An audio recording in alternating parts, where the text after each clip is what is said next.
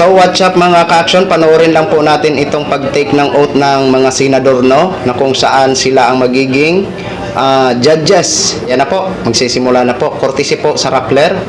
Ayan, please allow me to use for informative purposes only. Thank you so much.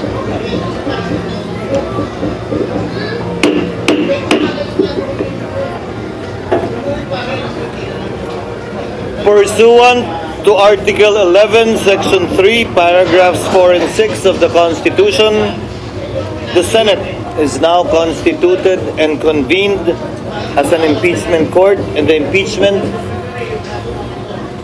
impeachment trial of Vice President Sara Zimmerman Duterte is hereby declared open and called to order.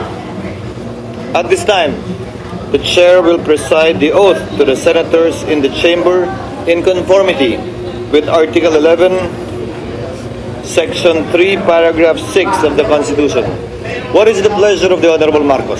Yes, Mr. President, may I place on record that I make this oath ad cautelam without prejudice to the resolution of jurisdictional issues as well as issues pertaining to the validity of the impeachment complaint or to the filing thereof, if any. Thank you. Duly noted and entered into the records.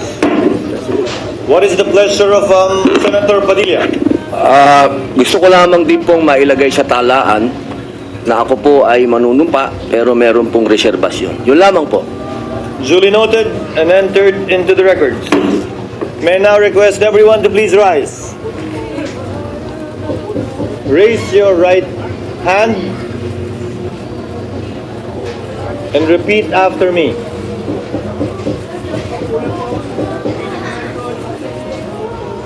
I, please state your name.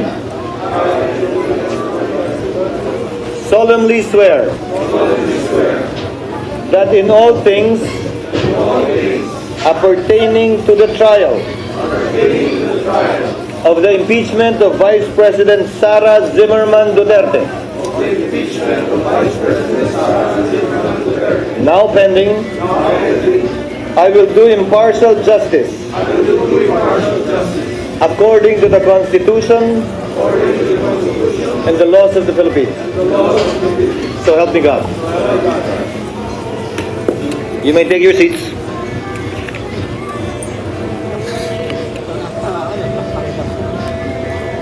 The clerk will now call the roll.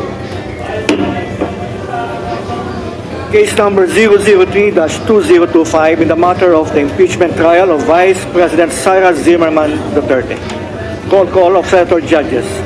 Senator Binay, Senator Cayetano Alan, Senator Cayetano Pia, Senator De La Rosa, Senator Ejercito, Senator Estrada, Senator Gatchalian, Senator Go, Senator Ontiveros, Senator Lapid, Senator Legarda, Senator Marcos, Senator Padilla, Senator Pimentel, Senator Poe, Senator Revilla, Senator Tolentino, Senator Tulfo, Senator Villanueva, Senator Villar Cynthia, Senator Villar Mark, Senator Zubiri, the presiding officer.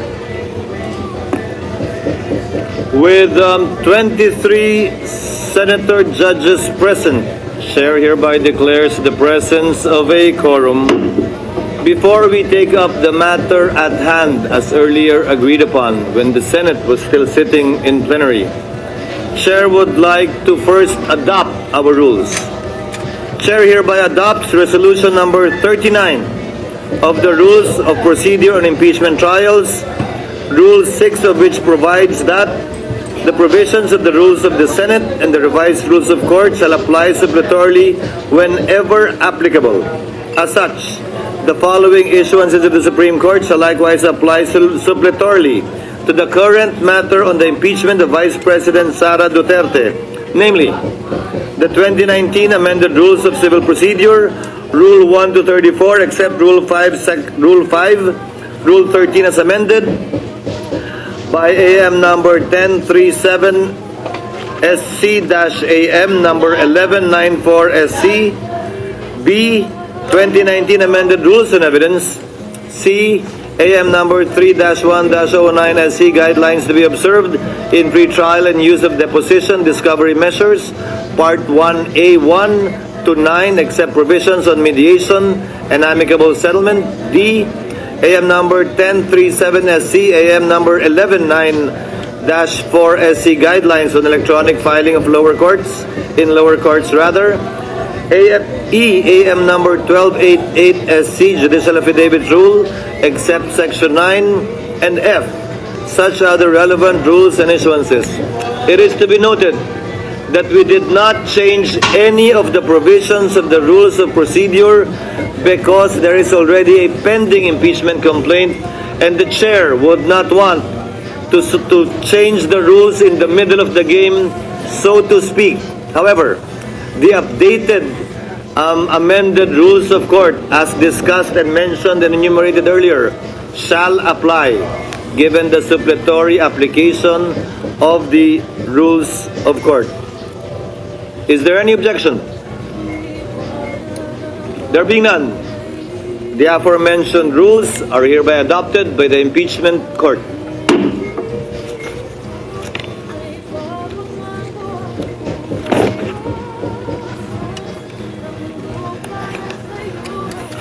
Proceeding now to the matter at hand, as earlier agreed upon and discussed by the Senate sitting in plenary. What is the pleasure of Member Judge Tolentino? Mr. President, for the record, Mr. President, Mr. Presiding Officer, in view of Gentlemen, may proceed. in view of the convening of the impeachment court, I move that the Committee on Rules be discharged with the previous referral of the subject impeachment complaint, considering that the plenary itself, acting as a body, has initiated and ratified the formation of the impeachment court through a direct act.